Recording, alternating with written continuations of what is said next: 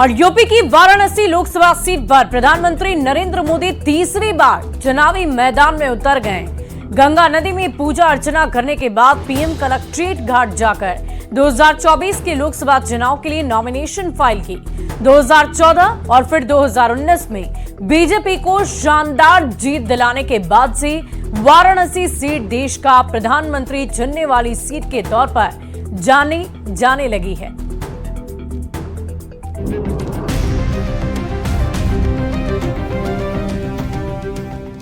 लोकसभा चुनाव 2024 के लिए पीएम मोदी ने तीसरी बार वाराणसी सीट से नामांकन का पर्चा दाखिल किया। मंगलवार को गंगा नदी में पूजा अर्चना के बाद काल भैरव मंदिर और फिर काशी विश्वनाथ मंदिर में मत्था टेकने के बाद प्रधानमंत्री जिला कलेक्ट्रेट पहुंचकर नॉमिनेशन फाइल किया।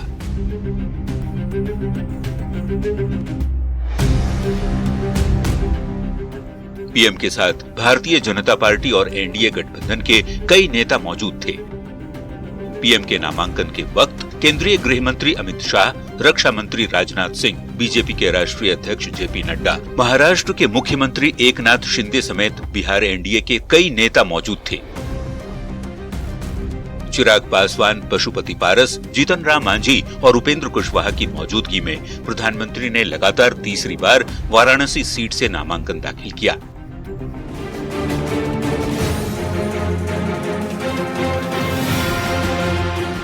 जिला निर्वाचन अधिकारी के सामने प्रधानमंत्री मोदी ने खड़े होकर शपथ पढ़ा। क्या करता हूं?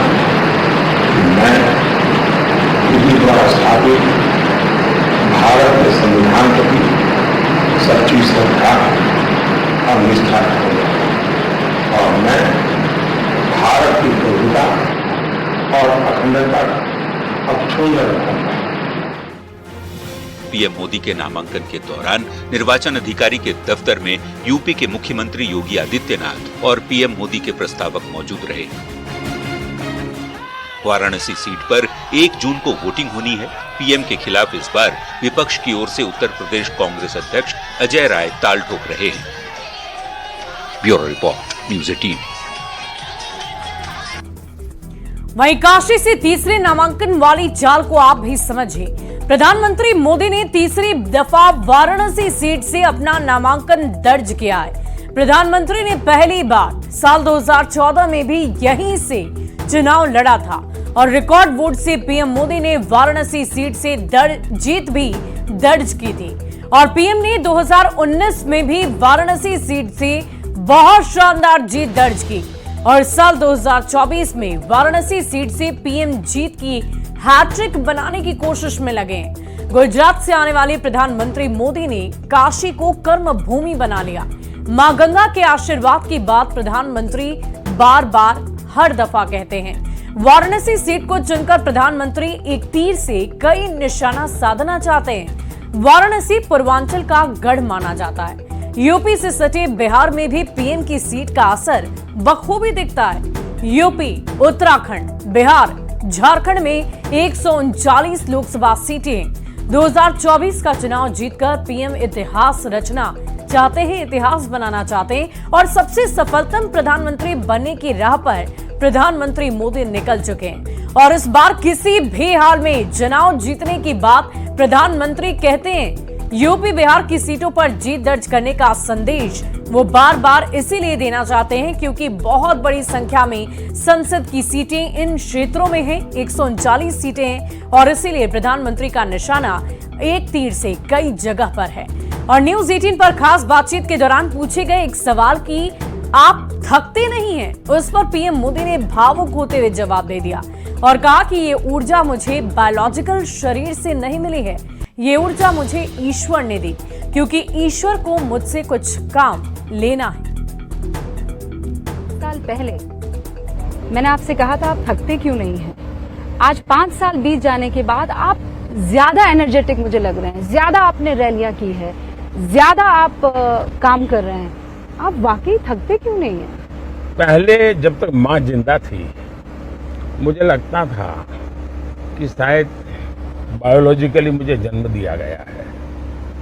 माँ के जाने के बाद इन सारे अनुभवों को मैं जोड़ करके देखता हूं तो मैं कन्विंस हो चुका हूँ। गलत हो सकता हूँ, लोग लेफ्टिस्ट लोग तो मेरे धज्जियां उड़ा देंगे, मेरे बाल नोच लेंगे। मैं कन्विंस हो चुका हूँ कि परमात्मा ने मुझे भेजा है। ये ऊर्जा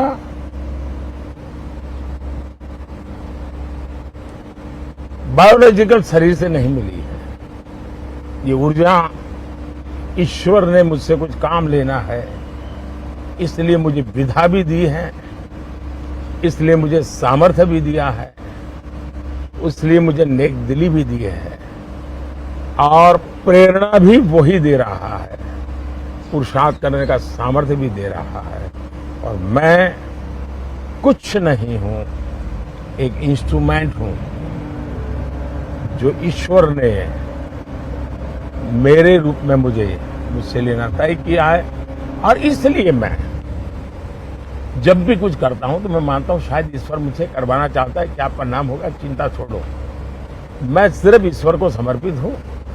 दूसरा, लेकिन उस ईश्वर को मैं देख नहीं सकता हूं, तो मैं भी एक पुजारी हूं, मैं भी एक भक्त हूं। तो मैंने 140 करोड़ देशवासियों को ईश्वर का रूप मान करके चलता हूं, वही मेरे भगवान है। और चुनावी दंगल में पीएम की ऊर्जा को आप भी समझ लीजिए। प्रधानमंत्री नरेंद्र मोदी की उम्र 73 साल हो गई है और इस उम्र में भी पीएम पूरी ऊर्जा से भरे हुए आपको नजर आते होंगे। पूरे दमखम के साथ चुनावी दंगल में डटे हुए हैं। हर दिन प्रधानमंत्री एक नहीं बल्कि कई जनसभाओं को संबोधित कर रहे हैं और एक साथ कई राज्यों में रैलियां भी उनकी तरफ से की जा रही है। पीएम मोदी ऊर्जा से भरपूर हैं, ऊर्जावान हैं और दिनचर्या में खुद को बांधे रखते हैं। नियमित योगासन ऊर्जा में उनकी बहुत मदद करता है। प्रधानमंत्री शक्ति के उपासक भी हैं और अपनी ऊर्जा का मंत्र ईश्वर को ही मानते हैं, जैसा कि अभी आपने उनके मुख से ही सुना है। बढ़ते हैं आगे। मंगलवार को प्रधानमंत्री नरेंद्र मोदी एक बार फिर झारखंड दौरे पर आ रहे हैं। गिरिडीह में उन्होंने चुनावी जनसभा की और मंच से विपक्ष पर जोरदार हमला बोला। पीएम ने नक्सलवाद और भ्रष्टाचार जैसे मुद्दों को लेकर इंडिया अलायंस पर निशाना साधा है। ये रिपोर्ट देखिए।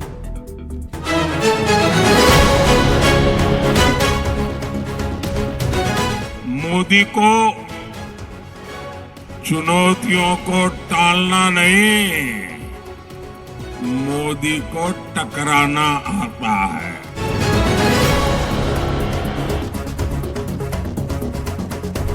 गिरिडीह की धरती से ये प्रधानमंत्री नरेंद्र मोदी की चुनावी हुंकार है।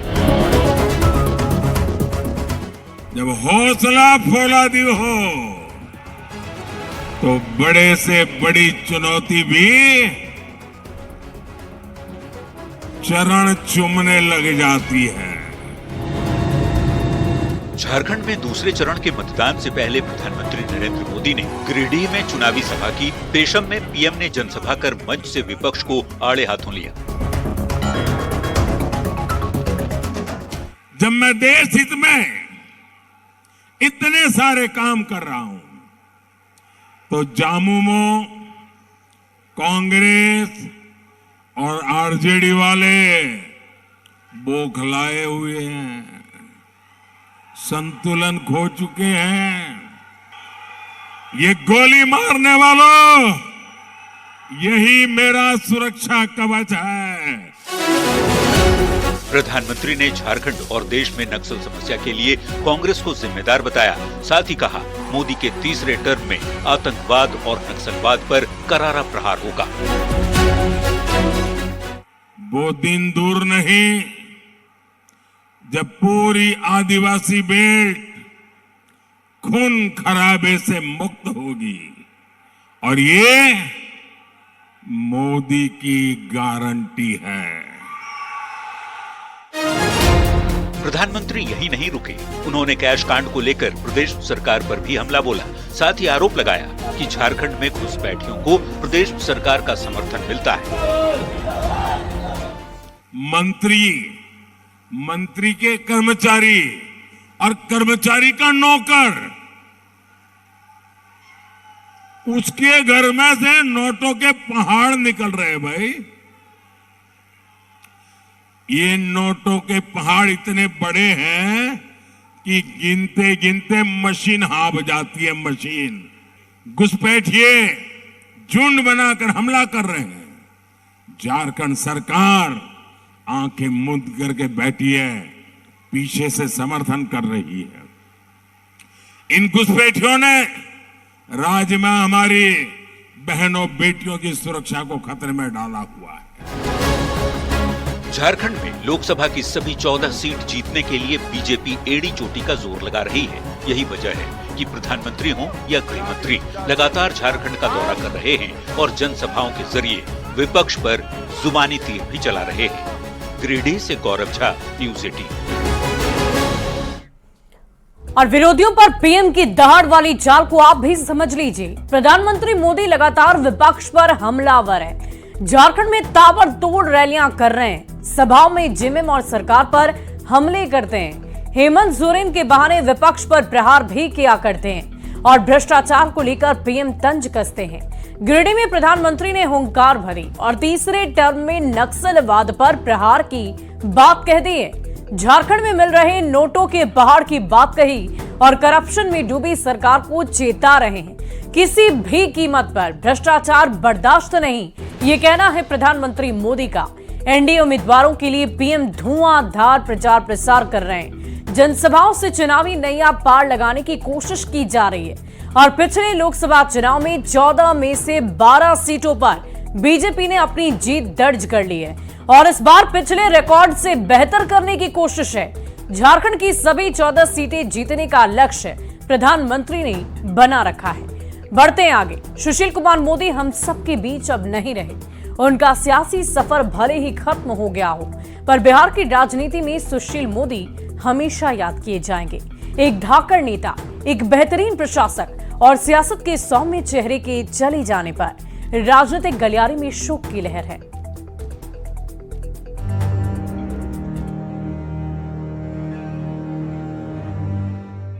यही वो आखिरी तस्वीर है जब सुशील कुमार मोदी दिल्ली एम्स से इलाज कराकर पटना लौटे थे।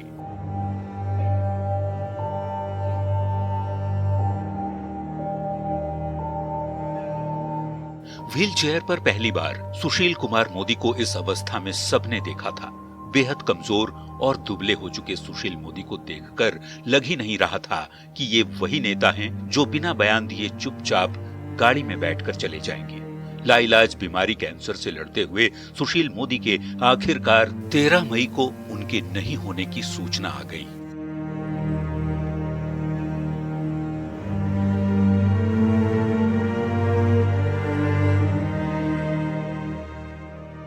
वो आखिरी सोशल मीडिया पोस्ट जिसमें उन्होंने खुद के कैंसर होने की जानकारी दी थी। सुशील कुमार मोदी का 3 दशक लंबा राजनीतिक करियर रहा। इस दौरान वह विधायक, एमएलसी, लोकसभा सांसद और राज्यसभा के सांसद भी रहे। बिहार सरकार में वित्त मंत्री तक का पद संभाला। 2 बार बिहार के डिप्टी सीएम रहे। प्रधानमंत्री नरेंद्र मोदी ने शोक जताते हुए अपनी संवेदनाएं प्रकट की, सुशील कुमार मोदी को मित्र बताया और बिहार बीजेपी के उत्थान के लिए उनके योगदान को याद किया।